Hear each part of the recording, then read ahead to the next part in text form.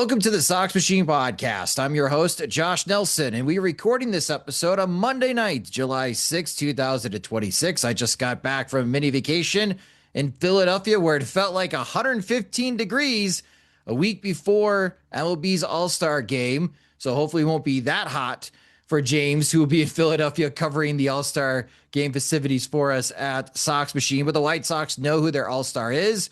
That's going to be Miguel Vargas. We'll talk more about that later in the show. But for the Chicago White Sox, what a very tough and, dare I say, intense 4-game series that they had against the Cleveland Guardians, gents, in Cleveland. And James, I'll start with you. Like, what's your biggest takeaway from the White Sox splitting these 4 games against the Guardians? With the nature of their offense, especially when they get going, and I think it's probably like a glass half full look of um that comes with like them winning the last 2 games is like, man, when they it looks like they're playing up to like their level, it seems like they have a level of like offensive firepower that the Guardians can't match. That said, the Guardians are obviously playing without Jose Ramirez. And they played, I think maybe an overarching thing is like they've played, what, 6 one-run games, 5, something in that territory. Like mostly it just seems like they're very evenly matched. All these games are going to be like battles and back and forth. The Guardians have really given their bullpen like a lot of trouble. They've clearly prepared for like what they want to do against Grant Taylor pretty well in terms of what they want to sit on.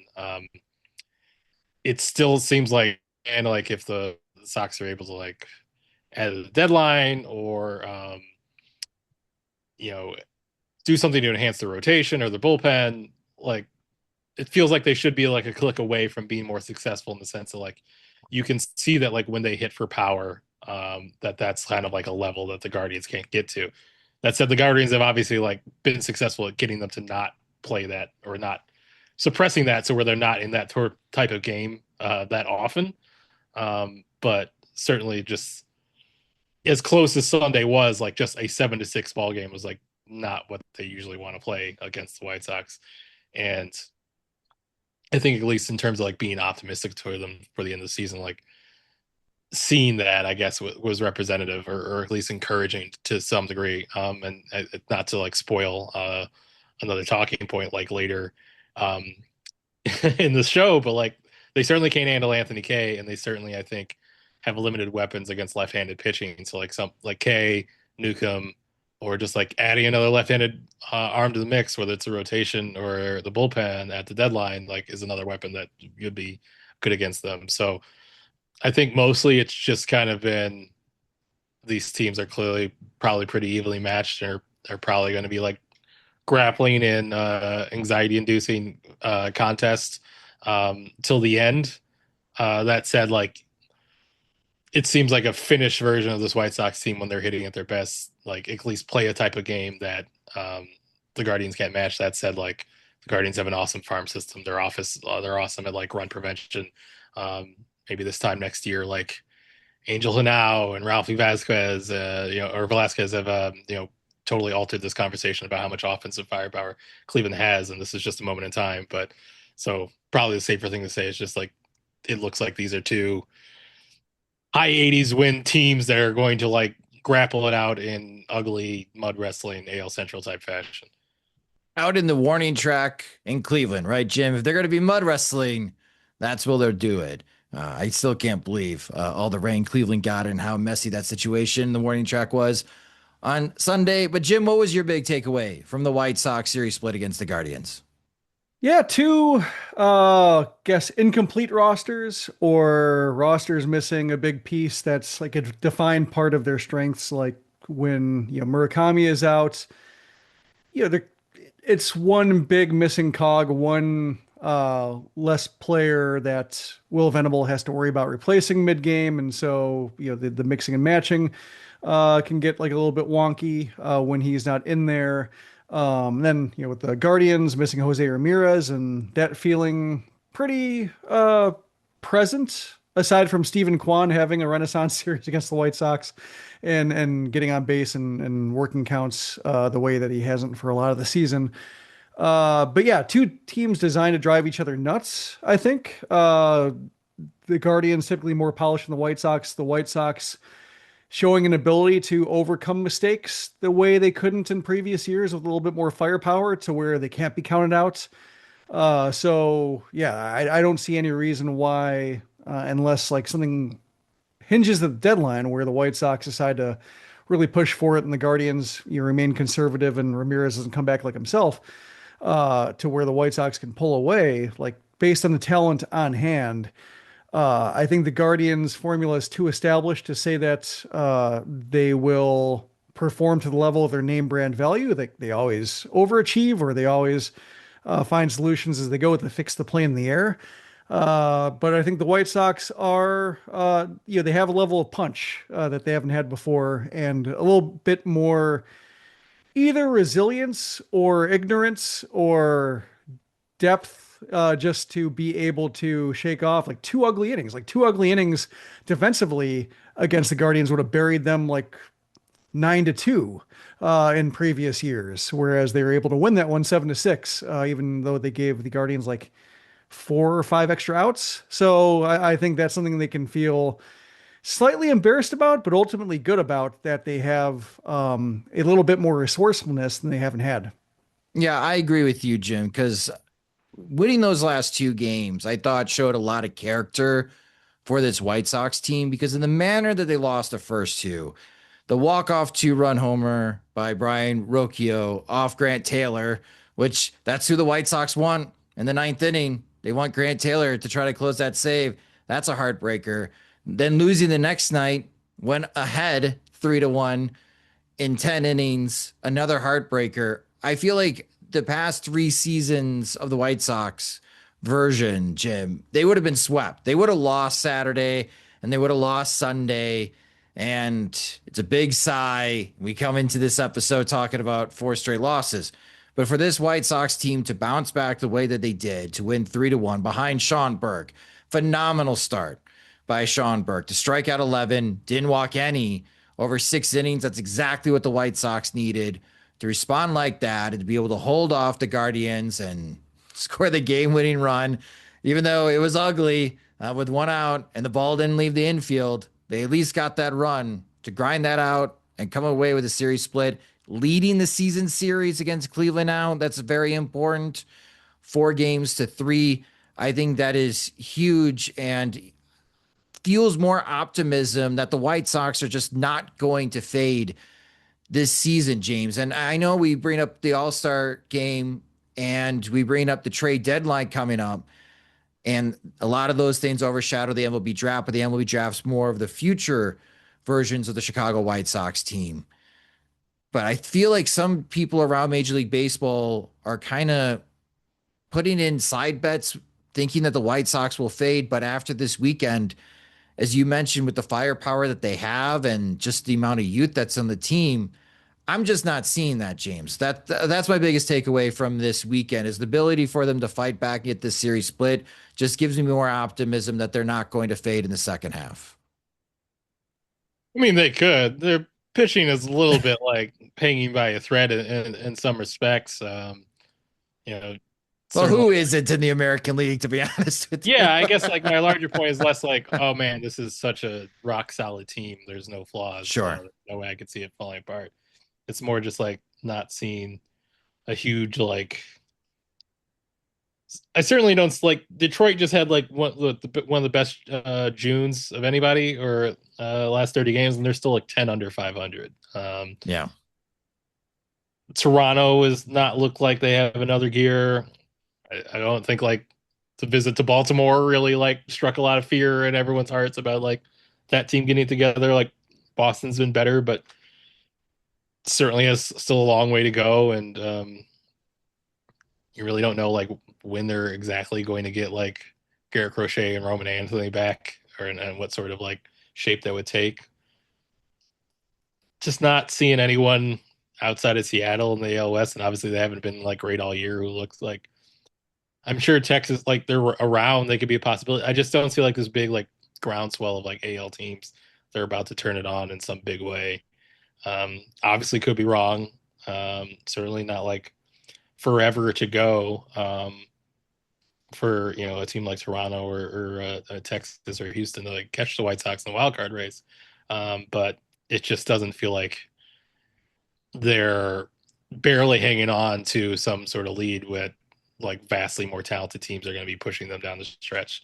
That could change, but like the Twins are one of the best offenses in the AL statistically, and it's one of the closest teams to them. And like, does anyone really think the Twins are going to take on like a big second half lead? Like even directionally, it's more likely like the big gesture they would have would be to stand pat rather than add. So Right. I'm sure like that clip would play great if the Twins like play 600 ball down the stretch and like as they're announcing they clinched. I think I got like put in a Guardians montage in 2022 at some point. But it's more just like not seeing right now like which team is gonna like catch this like new level of play and like really like push them all the way out of the playoff pictures. There's more. I think they look as good as anyone as far as like that mix of teams.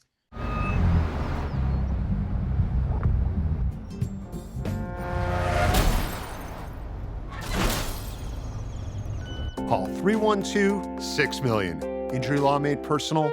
That's Ankin Law. Even the Yankees lost 7 in a row. So, I mean, I can't even figure out them or like the good teams. The Rays are, again, the Rays, like they're like maybe a level up on the Guardians to where you just trust that they're going to be 90-ish wins no matter what kind of talent they have at any given time. But yeah, the Yankees basically turning a 3-game or 4-game lead into a 3-game deficit over the course of 2 weeks. Even that division, which I felt like I had somewhat of a handle on, I don't. So yeah, it's a mess. The White Sox are taking advantage of it, which is great. To say that White Sox are on par with the Guardians, that's great from a White Sox perspective. Nobody, I don't think even us, anyone that covers the White Sox was expecting that in 2026. So Len Casper, I thought, put it well in the radio broadcast to clinch the victory on Sunday, a series split that really feels like a series win for the White Sox. Now, to get into the nitty gritty, because some of the things we saw in Cleveland are going to impact this upcoming homestand for the White Sox before the All-Star break. And the All-Star break is coming at a much needed time for many teams around Major League Baseball because we are seeing pitching staffs and bullpens just being gassed right now. And when we did our preview of this series in our previous episode, we talked a lot about on how Will Venable would use Grant Taylor and Sean Newcomb. We knew that if the White Sox were going to split the series or try to win the series, that those two would have to come through. And James, I feel like we saw the best of Grant Taylor and Sean Newcomb in this series, and also the hiccups that sometimes happens in just the game of baseball, even if you are a very good reliever. And I'm wondering, because we saw the hiccups early in the series for both Taylor and Newcomb, but they were able to both bounce back. Taylor closed the win on Saturday.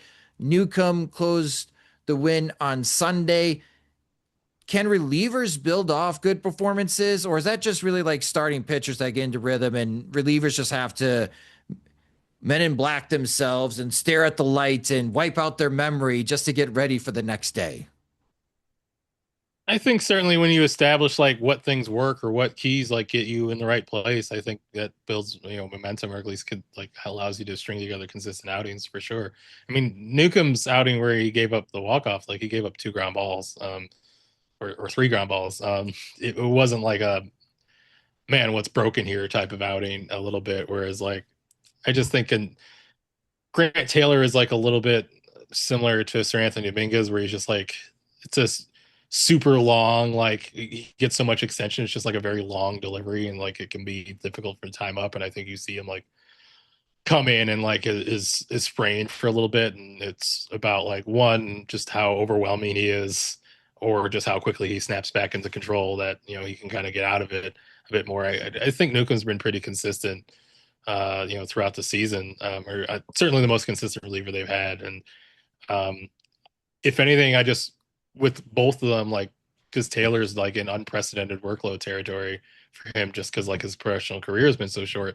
And Newcomb, as much as he like said he did it last year, like what he's doing is hard. There's a reason like not a bunch of other relievers are just logging like 95 inning seasons all the time. Like it's kind of a season like Mike Vassell had last season, and then obviously like that comes with some physical wear to it. So the idea that he'd be erratic at all while he's just like on a 95 inning pace, I think is like I think we've gotten less than what he would be understandably allotted as far as like outings where he looks off. He also like there's so much horizontal action on his pitches. Like he really has to like if his targets are off, like it's going to miss by a lot, a little bit in terms of what he's setting. Like he's really got to like if he wants to like paint that slurve, he's really got to be like trusting it to bend from like the left-handed batter's box a lot. So yeah, I think there's going to be.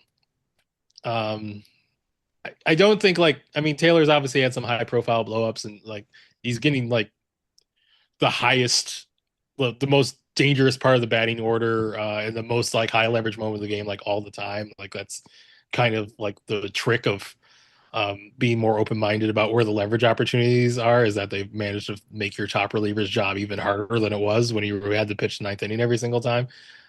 So yeah, he's had some profile in that. I wouldn't say like he's been more erratic than like your typical high leverage, like good high leverage reliever.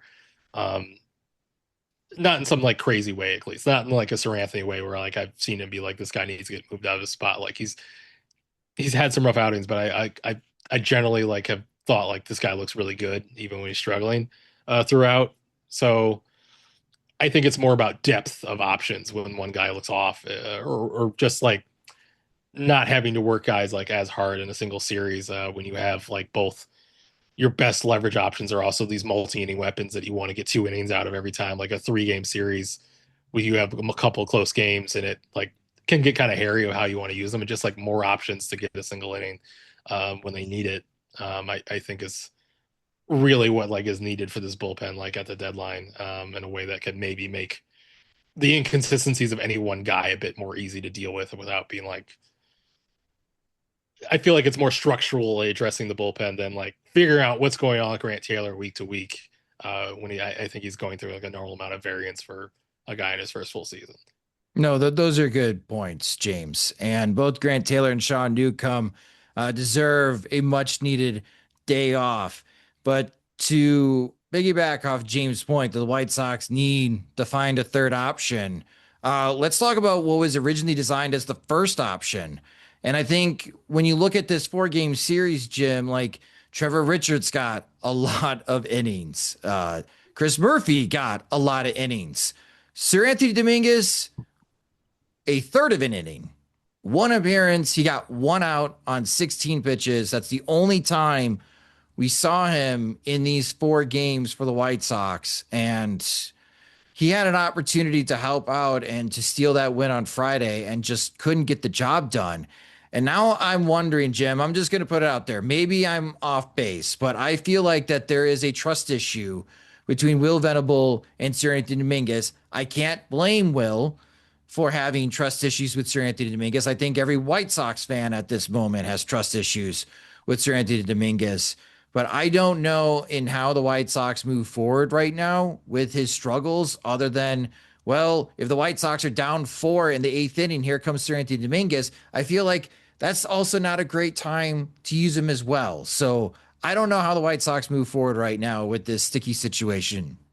Yeah, I mean, it's a trust issue. Just I guess it would be more that Dominguez hasn't been trustworthy. And so Venable, I think if maybe he's handling a little bit awkwardly, it's a big salary, I guess. And he does, he's trying to be delicate about it, but it also, if you're so delicate about it, it makes it sound like he's not willing to acknowledge it. And so it's maybe not a trust issue so much between Venable and Dominguez, but maybe could lead to a lack of trust between Venable and the fan base or who's watching the game to kind of understand, to think along with him and think, are you seeing the same thing we're seeing? And I think he's trying to be delicate about it, but yeah, it is reaching a point to where, there needs to be something more definitive. Like he tried to get a 6th inning appearance. It kind of worked, but then, it didn't get him back on the bike exactly. He toppled over his next chance, where he could have really impacted the game.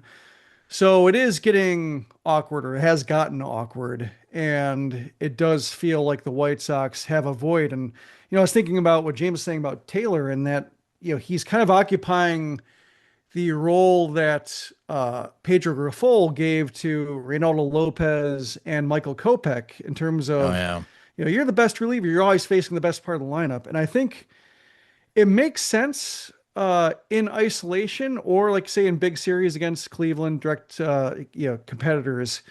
But I also think like one of the benefits of having the traditional 7, 8, 9 one inning per reliever setup is that you do give some guys some breaks. Like the closer isn't always facing the toughest situation. Oftentimes he's facing the bottom of the order. But the margin for error is smaller. So you get a little bit of a break in terms of, well, he's getting the ninth again, for the fifth straight game, but he's also facing the lesser hitters. Whereas in the eighth inning, a pitcher doesn't need to be perfect necessarily. It's great if he is, but there are backup plans if he fails in the eighth inning. So having that setup kind of disperses the stress of not only like a game situation, but also I think just responsibilities. And I think the way it was originally set up with Dominguez being in the ninth inning is that if he's getting the save situations and kind of like the glory, getting the salary for it, but also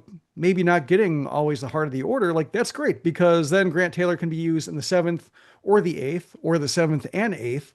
And, Venable kind of has the ideal situation of Taylor's getting the important outs and Dominguez is getting the ones that, they're also important, but they also, fulfill the role, make it very easy to say he's the closer, but everybody's kind of getting what they want. And when Dominguez isn't able to handle that and it starts to undo work that the rest of the team has done to get the team in a spot where they're leading in the ninth inning, it does make it kind of hairy. So yeah, I am curious to see how both of them work their way out of this. How Dominguez, whether he improves, and if not, just exactly how definitively Venable says that we're going to need Trevor Richards. You've been great. You're our primary setup righty in front of Taylor because you have Newcomb, who's I think he defies platoon splits, or he defies like lefty righty matchups, but say like Brian Hudson, like he's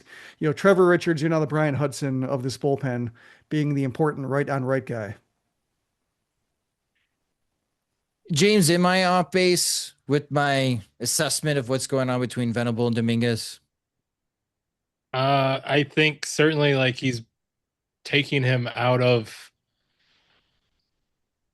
even You've before asked like Venable, like you've asked Venable straight up, is Dominguez your closer? And I feel like Venable publicly has defended Dominguez and given him enough opportunities. I feel like this is more on Dominguez than Venable. well, yeah, he's the one pitching. So Right. I he said like I asked him about it like after like the Carroll walk off and Cubs, but I feel like things became like clearer or more obvious that like he was using Taylor for like the most difficult stretch of game from that point on. And then like it more came to a head in the last Cleveland series of like blowing kind of the back-to-back save opportunities and just like, well, we tried to get you like good situations, like your overall performances like started to lag in a way that like we can kind of point you over a meaningful sample on top of like just kind of like clear just like scouting that this guy has like just not been in sync or getting ahead of hitters in a way that like merits like trust him as your top guy for a while, and then to have like these kind of unambiguous like failures in the ninth inning allowed him to be like, all right, we're just straight up, we're not even kind of hiding it through leverage usage in any like kind of crafty way, and you get a matchup against like a whatever like bottom of the order or righty heavy pocket in the final three innings that comes up, sort of way where we're just taking you out of leverage entirely. I feel like it's been a pretty like steady and response, maybe not as quickly responsive as fans would want, but like it's at least moved along at like a pace that's internally consistent, even if he wanted to go faster in terms of like removing him from leverage. And like he had the good like really low leverage outing, and they like built him up a little bit in terms of like what his responsibility was with the assignment in Cleveland. and he failed it. And you probably imagine that the next one will be, something back to like low leverage or, medium leverage or something like that. That said, like the way that they pulled him in Cleveland was like someone like to kind of give out after 2 walks. One of them like probably could have reversed if they had challenged it, and he's in a totally different situation. That's kind of like an individual game handling that represents like this is a guy that we don't trust right now, or is we don't think is in a good spot right now, so we're not going to give him much rope. So that makes it seem like he's a bit farther away from really earning this back than like 1 or 2 good outings necessarily, depending on how good they are. Certainly more than one, I would say. But I think that's earned, and I think like at least the last time we checked in with Seranthony about it, he like felt that it was communicated to him, and he talked about it like it was something that was deserved. He didn't say something outright like I stink and I get this, but he's more like sometimes when you're not good, you got to take a step back. Like it was very, this is okay with it. So saying like they have trust issues makes it sound like they're at odds in some way personally, which I couldn't like necessarily attest to. But the idea that like clearly he's pushed himself out of that closer role, even if it's like we're just holding this open for you until you get right, because which they can, because he's never going to, unless he's pressed into it in some way, anoint someone closer. Like it's not like he needs to give that title to someone else. He clearly has no use for that title, and he can just keep it open to like once Seranthony's right again, it gets to be called the closer again. So I wouldn't be surprised if they do that. So, but in terms of like where is currently at, I think they've proactively. But it was interesting, like the way we found out. We did a scrum with like Zach Bowe, and he said like someone floated the idea of, hey, could he get lower average like in innings as like a get right thing? And Bowe says like, yeah, well, that's under consideration. And at that point, we hadn't heard that from Will Venable, so it kind of seemed like, well, is he just like saying that's a possibility, or is he saying that's true? And then literally that game, Seranthony pitches like a low leverage, he pitches the 6th inning. So yeah, I think you're right in terms of like Will Venable has certainly not made some effort to like get out and officially announce this. It's not what he was trying to do here. It's just like I think they've graduated to lowering his leverage opportunities and lowering his responsibilities in a way that becomes like impossible for them to deny, even if they're not trying to have like the official declaration he's the closer or official declaration he's not the closer type of communication with the public. Because really, like outside of this being kind of clearly an attraction that got him to sign with Chicago, I don't think the coaching staff has necessarily like some need to fill this title in some major way. They kind of think like the leverage guys kind of probably have a way of figuring out their leverage guys. Like Grant Taylor probably has figured out that, his responsibilities are pretty steep. They're not so execution minded that they're not aware of like the pecking order here. And I think they like to be pretty fluid with that, as evidenced by Trevor Richards kind of working his way into that mix now. Yeah, well, we're within a month of the trade deadline. So if Dominguez just does not excel in these upcoming opportunities, suddenly it's like, Chris Getz, do you need to go to the trade market and push Dominguez even further down the leverage ladder from the spot that he was already perched at the beginning of the season? So I know we passed out our first half grades. You could watch that video on our YouTube channel at youtube.com/Sox Machine. We gave Chris Getz an A because nobody expected the White Sox to be where they're at. But unfortunately for Chris Getz, his second biggest free agent contract signing after Munetaka Murakami and Seranthony Dominguez isn't panning out. Sean Newcomb is. That was a good signing by Chris Getz. But the White Sox got to figure out what's going on with Dominguez before the trade deadline, before they have to maybe find a external option to help out Grant Taylor, Sean Newcomb, and Brian Hudson. I don't know, Jim. Like Trevor Richards, good weekend. Not sure if you want to trust him yet to help you get to the finish line into the postseason, but we'll see what the White Sox do on the bullpen front. Can I raise a theory of what's up with Seranthony? Go ahead. Yes. I think the thing with him is that he's Seranthony Dominguez, and he's been this kind of stuff over command guy his entire career, who had like a 5K walk per 9 last year, and goes through these bouts of like his stuff is really good, and like if he's in sync and he looks really good, and he goes through these bouts where like he just walks somebody to start off every inning and falls behind every hitter, and like everything is a chore. And I think that's a normal level of like hot and cold that a lot of like high stuff, low control leverage relievers go through, and they can look like a closer in their hot periods, but they probably shake out to what Seranthony Dominguez has been his whole career, which is like low to mid 3 ERA, seventh, eighth inning guy. And they kind of gave him the status promotion off a good year, but I think like his career norms look like a leverage arm, but not like an above average closer. And so that always made it seem like one, if Grant Taylor stays in the bullpen, him look being like a bit better of a right-handed leverage option was going to become clear over time, or just like Seranthony was going to start off his career or just have a prominent lull where you have to be like, man, we can't really roll with this knife right now until you get right. The Phillies obviously went through that. That's why he has kind of one half season where he's a closer and then fell to another role. And the other teams he's been on. I think this is not, especially with him still hitting 98, especially with the strikeout rate still being like really high 20s. I kind of think he's going to be okay. I just don't think like what he's demonstrated has ever quite been like really consistent ninth inning option. I think he's a guy who kind of runs hot and colds like a lot of relievers of his ilk who have huge stuff, but really long and fluid and can fall out of sync sometimes. Okay. All right. I don't think that was a crazy theory, James. I think it was well stated, but you did nothing to convince me. No, I'm kidding. Before we wrap up, as far as what happened in Cleveland and we move forward as the White Sox get ready for their homestand, who needed a big series against the Guardians? James, you went with Anthony Kay. He was looking good until the rain came in. But in his 2 starts against the Guardians, 10 innings against Cleveland, he's only allowed 1 run against the Guardians. What makes Anthony Kay a tough matchup for Cleveland? So I think it's helpful that you sent this rundown out ahead of time, because if you had just sprung it on me, I probably would have had a response that would have come off as flippant, which is that he's left-handed. That's really the central issue. But that you said it out, I did a little bit more preparation on that. Thank you. So Cleveland has basically 2 good hitters against lefties this year. One of them is Jose Ramirez, who's like a 160 WRC plus against lefties, and the other one is Chase DeLauder, who's like 150 something. The next 2 guys are like not on the roster right now. They're like Bo Naylor and Juan Brito, and then like everyone else is like hovering around league average. Kyle Manzardo has been okay against lefties, but he's looked awful in both series for the most part.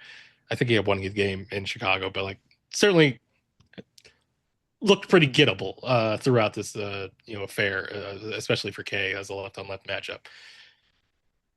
So they're, especially like Ramirez out, even like Angel Martinez out, like he hasn't been great against righties. He's a switch hitter, at least. Just even having like viable right-handed options, like they're not in a good place right now. They didn't have DeLauder in the first series either, so like that certainly probably helped. Another thing in Kay getting through the order 3 times. I certainly think this Kay has had his sweeper in like probably more in top 4, like basically in April when he wasn't at max like functioning, he just wasn't pitching very well.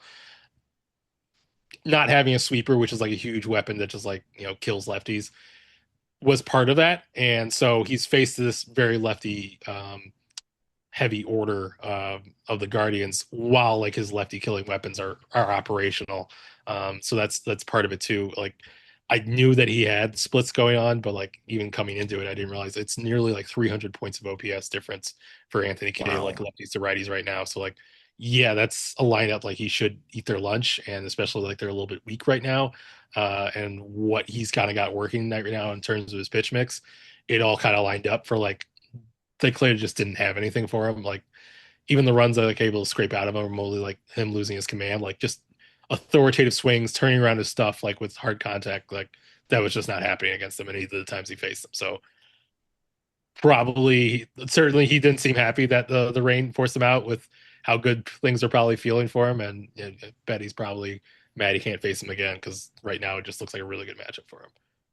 Kyle Teel was your big Jim. He went 3 for 15. He had a home run, a double, drove in 4 RBIs in the series. How do you think Teel fared against the Guardians this weekend?